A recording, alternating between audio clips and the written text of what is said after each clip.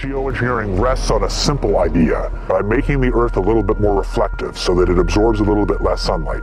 And humans could do this deliberately, for example by putting reflective aerosols, sulfates, or maybe even diamond dust in the stratosphere, where they would reflect away a little bit of sunlight, the way a very thin cloud does. And I think that being deliberate about how we manage the climate may in fact be an ethical and sensible part of that.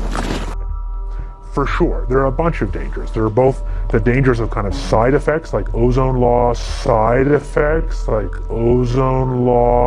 or interfering with atmospheric chemistry in other ways.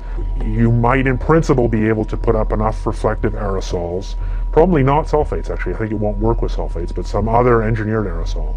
And if you did that for 100 years and reflected away sort of 8% of the sunlight, then in principle you could actually freeze the oceans over, and you could actually freeze the oceans over as happened some good chunk of a billion years ago, and that would be devastating.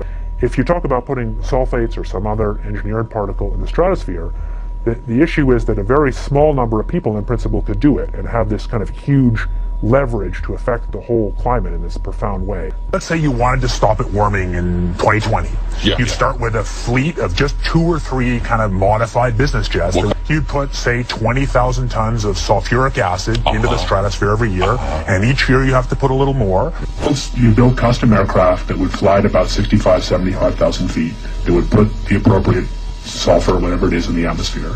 And the costs of doing that really work out to be low enough that costs don't matter. It is so cheap that the cost is basically not going to be an issue. Everybody who's a professional on climate knows this in principle could be done.